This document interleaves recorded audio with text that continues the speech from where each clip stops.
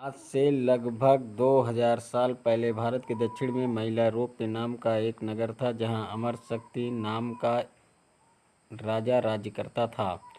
अमर शक्ति के 3 पुत्र थे, बहुशक्ति, उग्र शक्ति और अनंत शक्ति। राजा अमर शक्ति नीति शास्त्र में जितने निपुण थे, उनके पुत्र उतने ही बड़े महामूर्ख थे।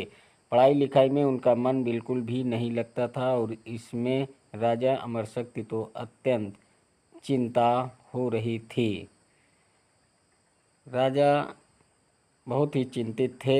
एक दिन अपनी इसी चिंता को राजा ने अपने समस्त मंत्रिमंडल के सामने रखा और उनसे परामर्श मांगा। राजा, कैसा किया जाए? राजा, मेरे पुत्र किसी भी प्रकार की पढ़ाई लिखाई में बिल्कुल भी मन नहीं लगाते, और इसी कारणवश उनको शास्त्रों का जरा भी ज्ञान नहीं है। उनको ऐसे देखकर मुझे इनके साथ साथ हमारे राज्य की चिंता बनी रहती है। आप लोग कृपा करके इनकी समस्या का कुछ समाधान बताएं।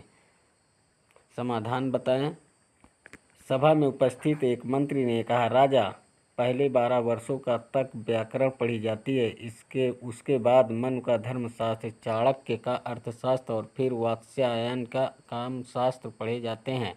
तब जाकर ज्ञान की प्राप्ति होती है। तब राजा ने कहा, मंत्री की बात सुनकर राजा ने कहा, मानव जीवन बड़ा ही अनिश्चित है, और इसी प्रकार समस्त शास्त्रों को तो पढ़ने में वर्षों निकल जाएंगे।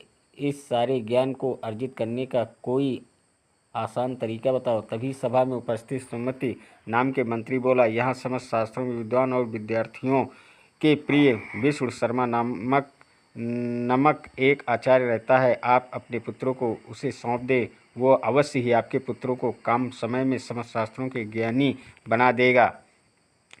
सुमित की ऐसी बात सुनकर राजा ने तुरंत ही विष्णु शर्मा को अपनी सभा में बुलाकर कहा।